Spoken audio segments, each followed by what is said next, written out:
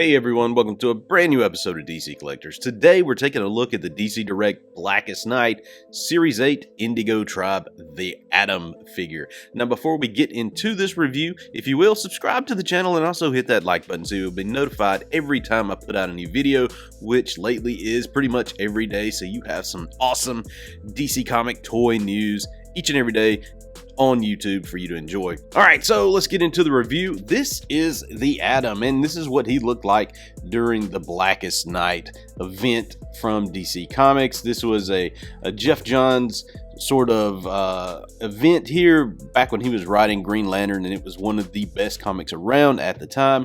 This was sort of when the dead come back to life. The black rings were from Black Hand were bringing everybody back from the dead, and everybody sort of aligned themselves with different colors of the spectrum, and the Atom aligned himself with the Indigo Tribe here. You can look at the back of the package, and this particular wave, Series 8, featured Black Flash, which is, the Black Lantern Flash, Yellow Sinestro, Indigo Atom, and Orange Lantern Lex Luthor there. And also available, it shows you all the figures from series 1 to 7, including this, and there are a ton of them, and this was a very successful line from DC Direct. If you look really close, you can see the UPC and all that kind of good stuff if that's what you're looking, and you can see my face in there. Wow, awesome. Alrighty, side of the box, just very much window look. Same here, bottom of the box, just kind of a window. This is sort of the style packaging that DC Direct used during this era of their action figure production. All right, so let's take this guy out of the box very carefully and let's play with him. Okay, so here is the Indigo Lantern Atom action figure, and let's start with the accessories first. He comes with this awesome base. This is one of the coolest things I like about this particular wave, this Blackest Night wave and the Green Lantern wave. They always came with bases that represent what spectrum that they followed here, and this is the Indigo base. Just a very cool idea. I'm glad they incorporated this idea because it's really nice to have this kind of base to just display your figures with. Stick that to the side. He comes with this staff with this indigo little, I don't know, just some kind of rock maybe. I mean, it's plastic, but it looks sort of rockish there. And like a purplish looking wooden staff. Just a really cool accessory to go along with the Atom. All right, so let's take a look at the paint and the sculpt on this guy. This is a fairly decent sculpt. It's not the best paint job in the world. There's some streaks here and there. But overall, it's decent. They got little arm tattoos under here, right in there. The indigo tattoo on his chest. This is made of like a vinylish, soft vinyl plastic. Same thing with the back. Still has the red pants as the Atom on there. Is he wearing sandals? Looks sort of sandals, like he's wearing sandals, but he's not. But overall, just an okay paint job. There's still some blemishes throughout, and your mileage will vary. And I will say one thing about taking this figure out of the package. Man, this guy stunk.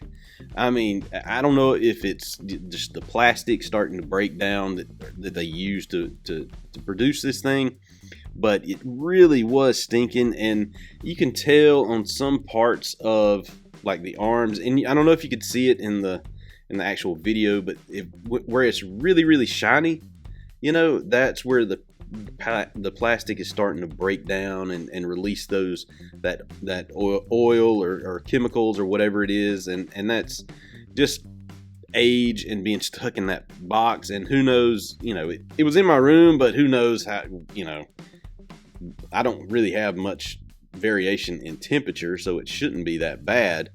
Oh man, look at that. That's some pretty awful paint job there.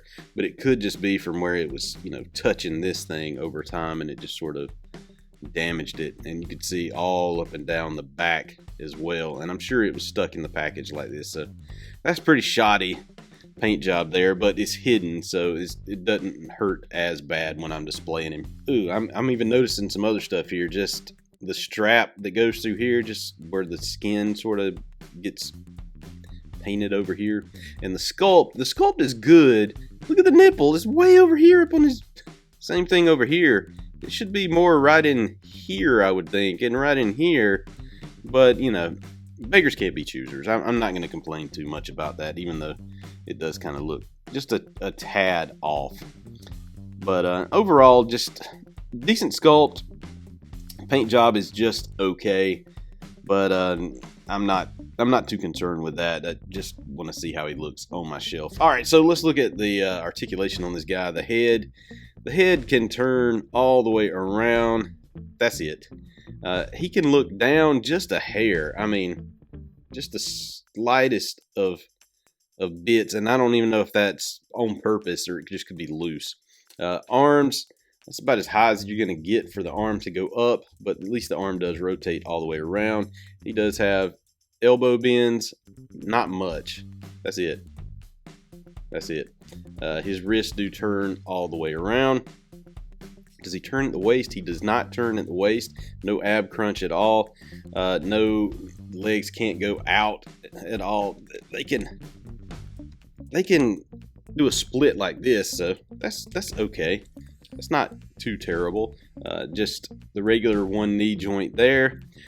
The calves do turn, and that's it. But now, you know, you got to realize this was before the ab crunches and the super articulation was really popular. So this is right towards the end or the beginning of all that. Oh, I forgot to even look at his ring. Indigo Lantern ring, awesome.